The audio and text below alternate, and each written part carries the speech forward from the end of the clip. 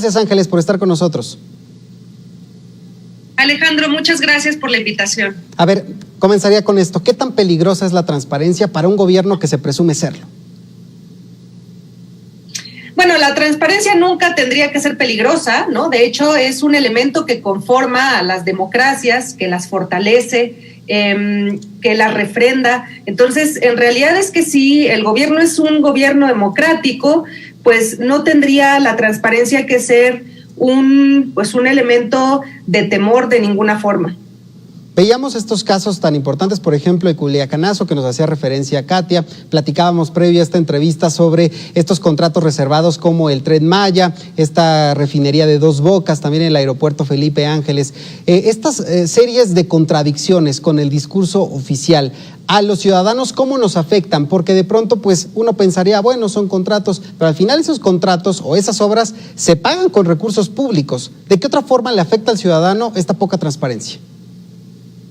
Claro, bueno, tú lo acabas de mencionar, Alejandro, es una cosa preocupante que en el discurso estemos hablando recurrentemente de anticorrupción, de fomento a la transparencia, de rendición de cuentas, y que cuando hagan los ciudadanos solicitudes de acceso a la información, específicamente contratos que tendrían que ser de naturaleza pública, pues se reserven atendiendo a situaciones, por ejemplo, de seguridad nacional.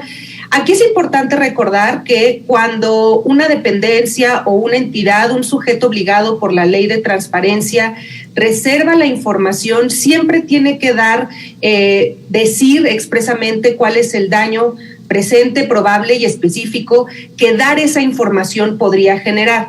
Entonces, decir simplemente que es porque los grupos delincuenciales podrían saber dónde van a poner dónde van a hacer las obras, dónde van a poner los rieles, donde, por ejemplo, en el Tren Maya, pues es una posibilidad, pero digamos, no está específicamente probado el daño. Adicionalmente a que los contratos, como te decía, son de naturaleza pública, es posible que dentro de los contratos exista información que puede ser reservada, clasificada por datos personales, pero entonces se tiene que hacer una versión pública de ese documento, se tiene que entregar el documento y se tienen que testar o eliminar, tachar algunos de esos datos, pero no se puede negar el acceso al documento completo. Bueno, me quedé pensando en esto porque incluso, particularmente en el caso del Tren Maya, veíamos este convenio que se firma hace tan solo unos días con la Unidad de Inteligencia Financiera y el Fonatur para intentar transparentar lo más posible todas las adjudicaciones, todo el proceso de la construcción de la obra. ¿Nos podemos fiar de que la Unidad de Inteligencia Financiera entre con el Fonatur a hacer esta transparencia de hechos? Pues sí nos podemos fiar, nos tenemos que fiar, esa es su función, como es una de sus funciones como institución que conforma conforme a la Secretaría de Hacienda y Crédito Público. La Unidad de Inteligencia Financiera, pues digamos, es una institución que eso es parte de sus funciones y en ese sentido nos tenemos que confiar de ella. Ahora bien, acabas de mencionar una cosa muy importante, que esto no lo han podido cerrar y esta información nos da por lo menos algunos visos de cómo se está llevando a cabo la contratación pública a nivel federal, que es cuántas contrataciones ha hecho el gobierno de Andrés Manuel López Obrador en comparación con las otras administraciones y cuántos de esos contratos se han hecho por licitación y otros por adjudicación directa.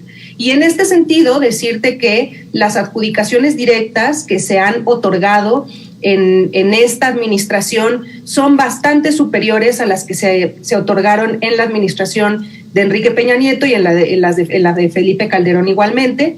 Y si bien, como en algún momento lo mencionó la secretaria de la Función Pública, las adjudicaciones directas no son ilegales ni son inmorales, así lo mencionó ella y efectivamente así es, pero sí son excepcionales.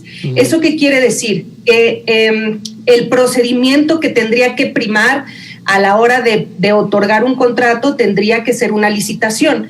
En algunos casos se permitiría, digamos, que los contratos se adjudicaran directamente, pero es por excepción.